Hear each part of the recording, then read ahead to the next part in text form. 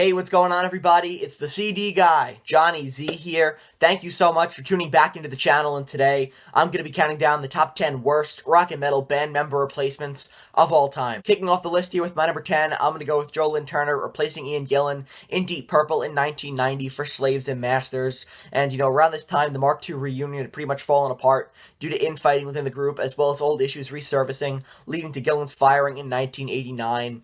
Lynn was brought in, and, it made sense to bring in Lynn because he had previously worked with Ritchie Blackmore in Rainbow, but in my opinion, Slaves and Masters is one of the worst Deep Purple records. Very forgettable and mediocre material on here, and, Lynn is a talented guy. He just happened to make very lackluster material with Deep Purple, as far as I'm concerned, so it's no secret why Ian Gillan would return to the group in time for their next album in 1993, The Battle Rages On, and, Deep Purple have done good work without Ian Gillan in the past, but it just goes to show here that Lynn was not the right man for the job. So that said, coming in at number 10, I'm going to go with Lynn replacing Ian Gillan in Deep Purple in 1990 for Slaves and Masters, my number 10 here on the list. Next at number 9, I'm going to go with Deris replacing Michael Kiske in Helloween in 1994 for Master of the Rings. And, I'm a huge fan of Helloween. I think they're one of the best power metal bands of all time. Super influential and important, but I just can't get into the Deris stuff in the 90s without Michael Kiske in the group. Deris, a talented vocalist, but I just think that a majority of the material that he made with Helloween is just difficult for me to gravitate towards. I think a lot of that does have to do with the fact that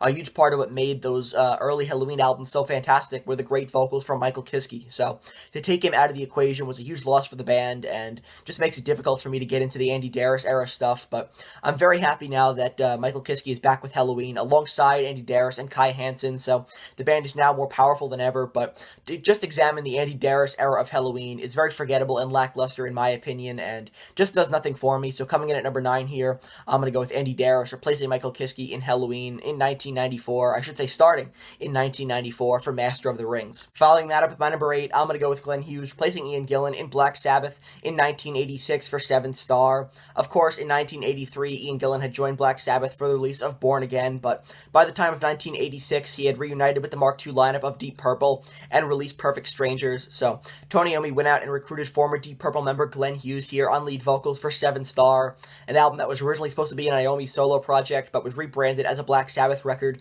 due to pressure from the label. All in all, it's a pretty forgettable album as far as I'm concerned. One of the few Black Sabbath albums that I don't own. On lead vocals, Glenn Hughes does a decent job here, but the real disaster was on the subsequent tour, in which Glenn Hughes and his performance was really hampered by substance abuse issues.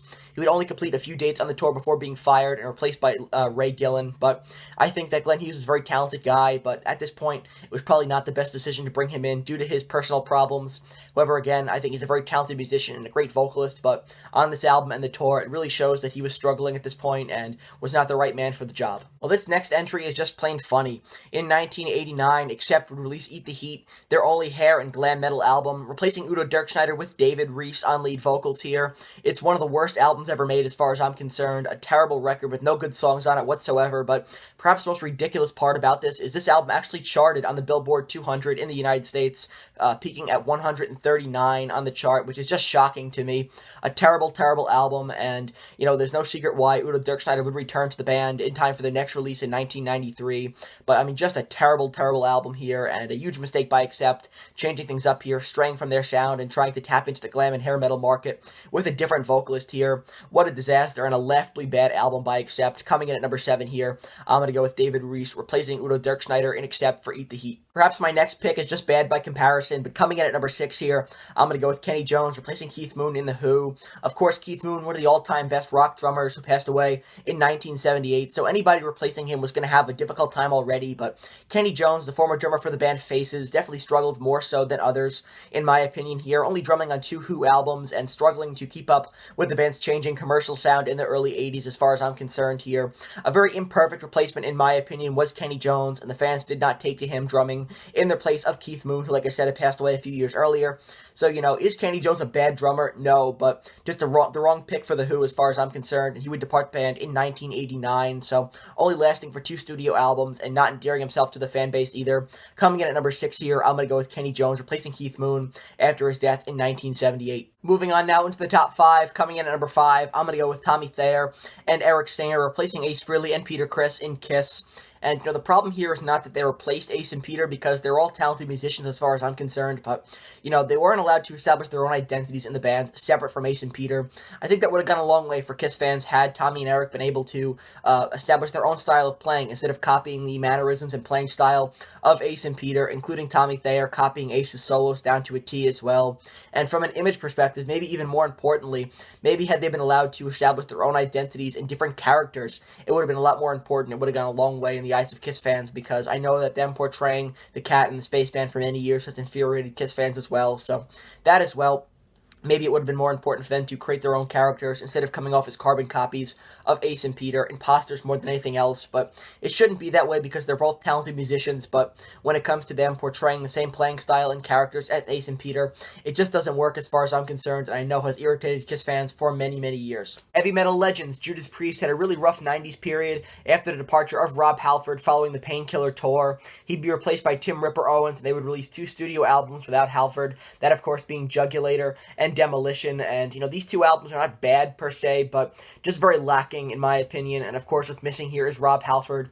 And for Ripper Owens, a very talented guy who's been everywhere, but, when it comes to replacing Rob Halford, it's very difficult to do that in Judas Priest and still front the band to a high level, to a level in which the audience is going to appreciate your performance. So that definitely did hamper his tenure in Judas Priest, in my opinion. And, the 2 albums here, while okay, like I said, are pretty uninspired as far as I'm concerned. Demolition is, in my opinion, the worst Judas Priest album. And, Tim Ripper Owens, a very talented guy, but what seems to be a recurring theme here is when you take the lead singer out of a band, it's very hard to replace him and still achieve the same kind of success or fan appreciation. So Tim Ripper Owens, an extremely talented and great vocalist, but just not the right man for the job for Judas Priest. In general, there's really nobody who could front Judas Priest to the same results unless your name is Rob Halford. So coming in at number 4 here, I'm going to go with Tim Ripper Owens, replacing Rob Halford in Judas Priest. Breaking into the top 3 here, this one is pretty controversial, but I'm going to go with Axl Rose replacing Brian Johnson in ACDC for the remainder of the Rock or Bust tour.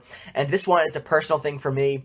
Right around the time when ACDC were touring Rock or Bust, I had just gotten into ACDC. They were like my favorite band, and I saw them live on my birthday in 2015, and then I had tickets to see them again in 2016, and Brian Johnson had suddenly developed a hearing issue and was unable to tour with ACDC. Their future was in the air, but they decided to replace him with Axl Rose from Guns N' Roses for the rest of the tour, and I just feel like Axl Rose did not match the vibe of ACDC at all, and I kind of had this feeling of, where did my band go here? This just doesn't look right. It didn't look right, it didn't sound right, and maybe had I not been such a diehard ACDC fan, and I still am, but maybe had I not been so obsessed with ACDC at the time, maybe I would have had a little bit more of an open mind towards the Axl Rose partnership. But even now, as a big GNR fan as well, I just think that, Axl Rose didn't work within the ACDC sound or fit the ACDC vibe at all. 2 polar opposites as far as I'm concerned, and I just don't think they meshed well, even though I know some enjoyed it. For me personally, I did not, and as far as I'm concerned, there were a lot of other better picks out there that could have replaced Brian Johnson temporarily to finish the Rock or Bust tour than Axl Rose. But of course, Axl Rose probably had the best name value out of any other pick I would present here. But again, from a musical standpoint, it just didn't sound right, and just looking at it up on stage, it didn't look right either. It felt like a supergroup more than actually ACDC. So that said, coming in at number 3 here, I'm going to go with Axl Rose replacing Brian Johnson in ACDC temporarily to finish up the Rock or Bust tour in 2016. Next up at number 2 here, I'm going to go with Jon Corabi replacing Vince Neil in Motley Crue. Motley Crue had made their name as one of the premier hair metal bands of the 80s, and come the 90s, the music scene had completely changed, and in 1994, Vince Neil was replaced by Jon Corabi for their self-titled record.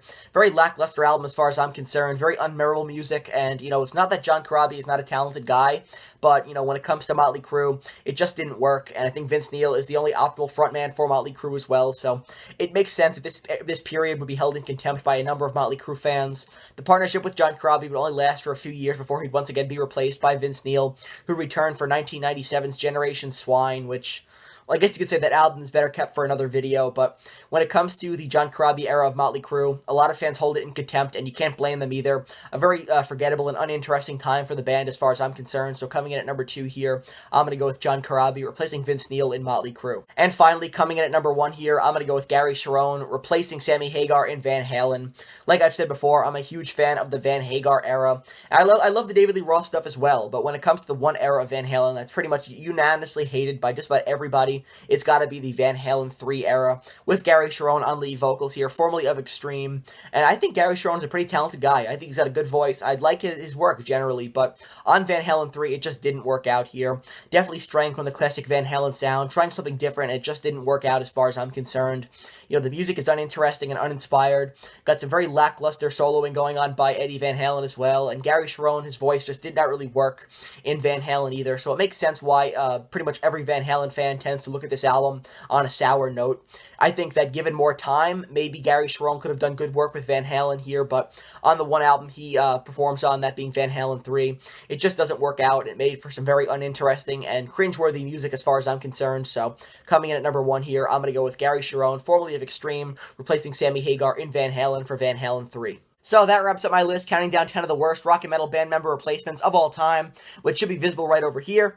And if you enjoyed this video, please give it a thumbs up, subscribe to the channel down below, turn on the bell for notifications to be notified of a new upload, and let me know down in the comments below what are some other of the worst rock and metal band member replacements of all time. I'd be very interested in hearing your opinions, so let me know all that good stuff down in the comments below. And until next time, it's the CD guy, Johnny Z, signing off. Take care, everybody.